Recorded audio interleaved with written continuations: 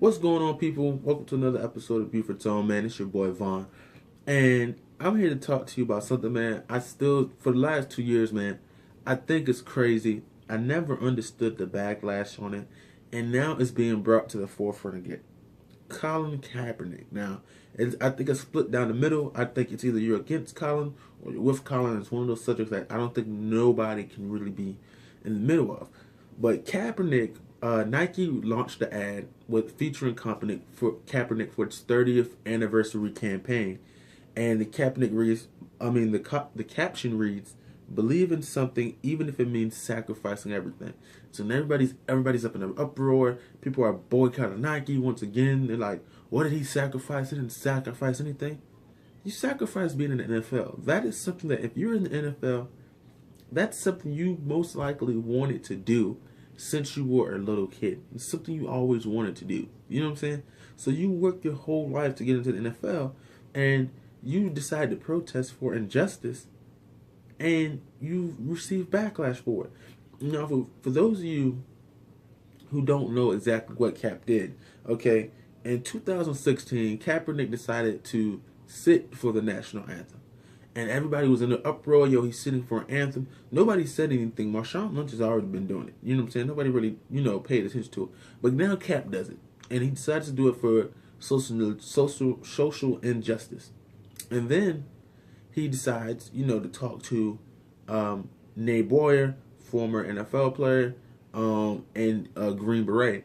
He served in the Army for 6 years. And he talked to him, and he decided, hey, they came to agreement, hey, you should kneel instead of sitting. It's more disrespectful. So now he continues to kneel for the rest of the season. And everybody's like, oh, the veterans have an issue with it. It's disrespectful for the veterans. It's disrespectful to the military. How dare you kneel for the anthem? But, I have plenty of people who are in the military on my page, on my social media, and veterans. And, not one of them has an issue with it. Like, a lot of people that aren't in the military are using the military as some kind of prop to say, yo, this is the reason why you should do it, without talking to the military. Every time you interview a person that's in the military or served in the military, they're like, no, I'm cool with it, basically. You know what I'm saying? So it's like, if they're cool with it, then why are you mad? Your whole reasoning for being outraged about it is because it disrespects the military. But if the people in the military are like, we don't care, then why are you mad? I don't understand. You know what I'm saying? And the reason why he protested is another reason. He continues to, he protested, for social injustice because a lot of unarmed black people have been being shot in the streets. And it's not that they've been shot, is that the people who shot them aren't going to jail. I mean, since 2012, you have 20 people that have been shot and no one's been jailed. We got Alton Sterling, Sam Du Bois, Terrence Critchard, Trayvon Martin, Freddie Gray, Philando Castillo, Sandra Bland, Michael Brown, Eric Garner. The list goes on. That's just some. And the main high-profile one that started all this was the Trayvon Martin in 2012. I just read you 9 names. So that's 9 names in 8 years. And the list is longer than that. You know what I'm saying? And it's crazy. They portray these people as bad people. And it's like, oh, well, what did they do? One guy, he was chasing after the autistic kid. Another one, Trayvon Martin, he just had Skittles in Arizona and was walking through a neighborhood. Wasn't doing anything. And, I don't understand why people have an issue with this. But a kid can walk into a school with an AR-15, open fire, and somehow they'll find a reason to say, hey, he was a troubled kid. He had issues he was dealing with. He couldn't handle it. He was bullied, whatever. And I don't understand the reasoning. You know what I'm saying? Like, yo, he opened fire on a school, and it's okay. But these people are being shot for no reason or for minor crimes, and then someone protests about that, and no one says anything because the cops aren't going to jail. And not to mention the cops that are being arrested, even if they do go to jail, they're on paid vacation throughout the whole process. And when they do get arrested for it, they're out in like 30 minutes. And to put my business out there, I went to jail. You know what I'm saying? And I wasn't there for long. You know what I'm saying? I'm not a criminal. You know what I'm saying? Suspended driver's license, whatever. And I went to jail, and you're in there. You're in booking for at least an hour, just sitting there. You have to check in. You have to get searched. They have to change your clothes. You have to take pictures. You have to see the nurse. You know what I'm saying? They give you a free phone call. And then they put you in the holding cell with everybody else. And then after that, you have to wait till the next morning to go to bond court if you're arrested at nighttime. You have to wait till the next morning or the weekend if it happens on the weekend because the judge doesn't come in until Monday to go to bond court. Then after you go to bond court, you post bond. You know what I'm saying? And then you're still there for like an hour. You question like, yo, I posted bond already. Why am I still here? You still have to wait for like for at least an hour till they process you and let you out. You know what I'm saying? So, and these people, the officers, they get arrested and they're out in 30 minutes. So that means you expedite the process because they're police officers. They're probably in there with somebody they might have arrested. So you don't want them to be harmed. I mean, you could just put them in the cell by themselves. That is very possible to put them in solitary. But that's not happening. So you process them and get them out in 30 minutes. And then they're on paid leave. And then they go to court and they're found guilty for shooting somebody. But it's okay. But it's supposed to be okay because in some of the cases, the cops offer shell out millions of dollars. They give out $5.6 million, $6.3 million to these families, and it's supposed to be okay. And here's my argument to this. You know what I'm saying? If you didn't do anything wrong, if you felt like the officer did not do anything wrong, why are you giving out millions of dollars? And that's what I don't understand. You know what I'm saying? And people want to argue the point of, hey, it doesn't matter. It doesn't matter. It doesn't affect him because he's a millionaire. He's an NFL quarterback. He's already made millions of dollars. You know what I'm saying? But it doesn't matter. LeBron James, one of the biggest athletes, African American athletes right now, he's one of the richest. And his home just last year, not last year, was it was last year. Time travel. But last year was just vandalized with racial slurs. You know what I'm saying? Had the N-word painted all over his house. And then, not even a year later, Laura Ingraham, she decides to go on news broadcast and tells him, I don't want to hear nothing from nobody who makes $100 million a year to play basketball. Shut up and dribble. Like, stay out of politics. I don't want to hear nothing from you. First of all, he doesn't make $100 million a year. He makes like 35. That's just saying. But, because I play basketball or because I'm a millionaire, I'm not supposed to speak on social issues like I'm out of it. You know what I'm saying? That's kind of the reason why we resent OJ a little bit. Just saying. But, and him doing it, and the first thing, Donald Trump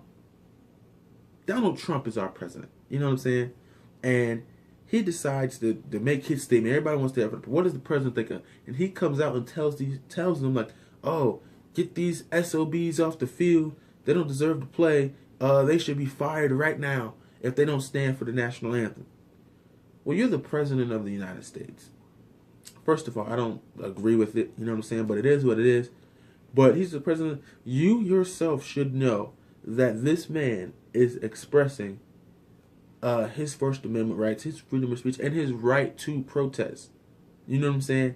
And it's about an issue that is really serious, and people don't, and I don't understand why people are not upset about it. You know what I'm saying?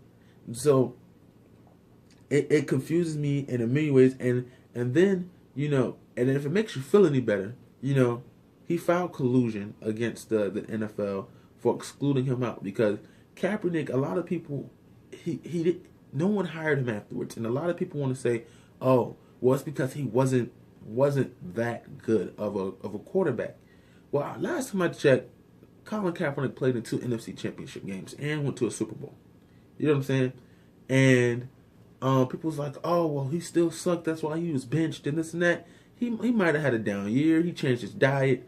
Whatever. It happens. But you're not going to tell me Colin Kaepernick himself, as a player, is not good enough to be in the NFL. At least as a backup. If it's not a second string, a third string quarterback, you're not going to tell me he's not a good third string quarterback. I mean, You got people like right now, Deshaun Kaiser, horrible stint with the Browns. He's still in the league. And in Kaepernick, I have names right here. Bryce Petty, Connor Cook, Brian Hoyer, Josh Johnson, Kellen Moore, Aaron Moore, David Fales, TJ Yates, Austin Davis. You're going to tell me all these guys right here that I just named that are on NFL rosters are better than Colin Kaepernick. You have got to be out your mind to tell me that that's it. That's a problem. You know what I'm saying? And then, he goes on, people are like, he's a running quarterback. You got to change your style of play to fit him in your system. Let's be clear. If that's the reason, Jacoby Brissett wouldn't have been at the time Tom Brady's backup. He's now Andrew Luck's backup. Then Cam Newton, he's a running quarterback. You know what I'm saying? This is the opposite. He's a running quarterback. His backup is David or Chris Winkie? That's his backup. So if it's really about style of play, it doesn't matter. Right now, Baltimore drafted Lamar Jackson and they have RG3 on the roster behind Joe Flacco. So if it's really about changing the offense, then explain those situations. You can't. So now, you know what I'm saying? It was just released on the 28th. His collusion case against the NFL is going to Supreme Court. It's going to trial. So they feel like Colin Kaepernick has enough evidence to believe that the NFL owners got together and decided to try to keep him out the NFL because of his stance. Because of his anthem, him kneeling for the anthem. And my thing about it is a lot of people want to cite patriotism, but don't want to put out the fact that the NFL, they didn't do the national anthem and the flyovers before every game until the Department of Defense decided to pay them in I think it was 2008. They decided to pay them it's paid sponsorship. You know what I'm saying? It's you know what I'm saying? Paid patriotism. That's the word for it. And so just pretend like the NFL is all patriotic and to boycott it because of that reason. You don't really know what you're talking about. You don't know what you're watching. You don't know what's going on behind the scenes. And I'm glad that Colin Kaepernick did this and turned it around, turned it into something that people are paying attention to, because a lot of people were going with the flow. They weren't paying attention. They don't care. A lot of people were, trying to cite black on black crime for the reason, but is not aware of the fact that race on race crime, same race crime is the highest among any race. Black on black crime is the highest, white on white crime is the highest, Hispanic on Hispanic crime is the highest. And it's because you're around your race more often than you are another. So therefore the crime rates between each other's race is going to be higher than one race versus another. So that's our argument in itself. We're not saying it's okay that black on black crime is okay. It's not okay. But that doesn't mean it's okay for someone in another race to just do what they did. Black on black crime's high. Why do you care? So we're just supposed to let it go. Just okay. Well, black on black. No, we're not cool with black on black crime either. But it happens. You know what I'm saying? We have a problem with that too. But things still have to come to a head, man.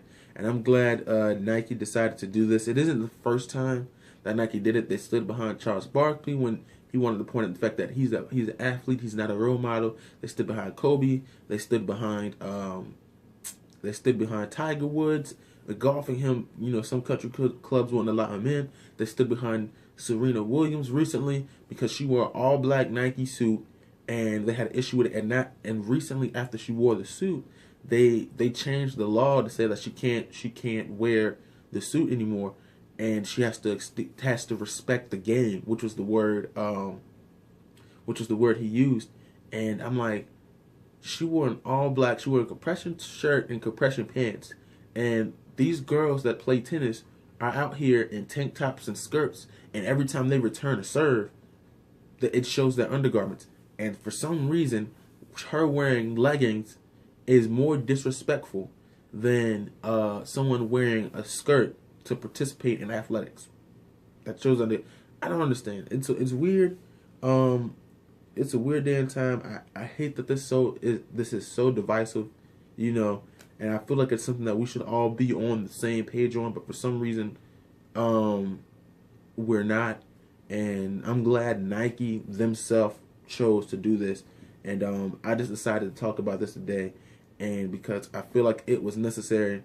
And I forgot to mention my shirt. I wore the shirt on purpose today because I don't understand why people feel this way. So I figured I can explain it to them, but it's up to you to understand it. And my shirt reads, "I can explain it to you, but I can't understand it for you." So if you don't understand what Kaepernick is doing, I'm sorry. I did my best to try to explain what's going on, but at the end of the day, it's your decision. If you can't understand it, some people are on one side for a reason. I will never get with it. If you're on the other side, I'm not cool with you. I've lost friends. I don't care. It is what it is. Colin Kaepernick deserves to be commended for what he's doing. And if you disagree with it, hey, it is what it is, man. But once again, I'm your boy Vaughn. It's the Buford Zone. Next time.